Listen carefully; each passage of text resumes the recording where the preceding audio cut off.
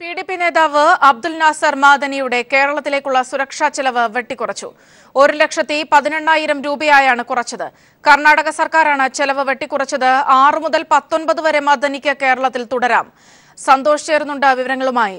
സന്തോഷ്, തുടർച്ചയായി ഈ ഒരു വിഷയത്തിൽ സുപ്രീം കോടതിയിൽ നിന്ന് തന്നെ വലിയ തിരിച്ചടി കർണാടക സർക്കാരിന് ഉണ്ടായിക്കൊണ്ടിരിക്കുന്നു. അതിന്റെ ഏറ്റവും അവസാനത്തെ ഉദാഹരണം എന്നോണമാണ് ഇപ്പോൾ ഈ സുരക്ഷാ ചെലവുമായി ബന്ധപ്പെട്ട കാര്യങ്ങളും. എന്താണ് വിവരങ്ങൾ?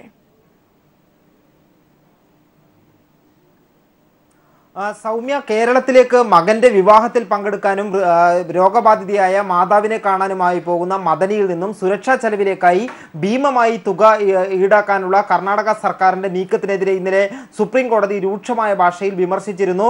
ഏതാണ്ട് 15 ലക്ഷത്തോളം രൂപ അടക്കണമെന്നായിരുന്നു നേരത്തെ മദനിയോട് കർണാടക സർക്കാർ ആവശ്യപ്പെട്ടിരുന്നത്. ഇതിനെതിരെയാണ് മദനി സുപ്രീം കോടതിയെ സമീപിച്ചത്. ഇന്നലെ കേസ് പരിഗണിച്ച സുപ്രീം കോടതി ഈ ഉദ്യോഗസ്ഥരുടെ ദിനപത്തയും യാത്രാപത്തയും മാത്രം ഉൾപ്പെടുത്തിക്കൊണ്ട് പുതുക്കിയ ചിലവ് കണക്ക് സമർപ്പിക്കണമെന്ന് ആവശ്യപ്പെട്ടിരുന്നു. ഇതിന്റെ അടിസ്ഥാനത്തിലാണ് ഇന്ന് കർണാടക സർക്കാർ പുതുക്കിയ പുനർനിശ്ചയിച്ച ചിലവ് കണക്ക് സുപ്രീം കോടതിയിൽ സമർപ്പിച്ചത്. ഉദ്യോഗസ്ഥരുടെ യാത്രാപത്തയും ദിനപത്തയും മാത്രം ഉൾപ്പെടുത്തിക്കൊണ്ട് 1,18,000 രൂപയുടെ കണക്കാണ് ഇന്ന് കർണാടക സർക്കാർ സുപ്രീം കോടതിയിൽ സമർപ്പിച്ചത്. ഈ കണക്ക് സുപ്രീം കോടതി അംഗീകരിക്കുകയും ചെയ്തു. അതോടൊപ്പം തന്നെ ഈ ഉദ്യോഗസ്ഥരുടെ സുരക്ഷാ ഉദ്യോഗസ്ഥരുടെ എണ്ണം കുറക്കണമെന്ന ഒരു ആവശ്യം മദനി സുപ്രീം കോടതിയിൽ മുന്നോട്ട് വെച്ചു. എന്നാൽ ഈ ആവശ്യം അംഗീകരിക്കാൻ കോടതി തയ്യാറായില്ല. സുരക്ഷയ്ക്ക് എത്ര ഉദ്യോഗസ്ഥർ വേണമെന്നുള്ളത് കർണാടക സർക്കാർ തീരുമാനിക്കുമെന്ന നിലപാടാണ് സുപ്രീം കോടതി സ്വീകരിച്ചത്. അതേസമയം തന്നെ മദനിക്ക് കേരളത്തിൽ താമസിക്കാനുള്ള സമയം സംബന്ധിച്ച കാലാവധി സംബന്ധിച്ചും ചെറിയ മാറ്റം വരുത്തിയിട്ടുണ്ട്.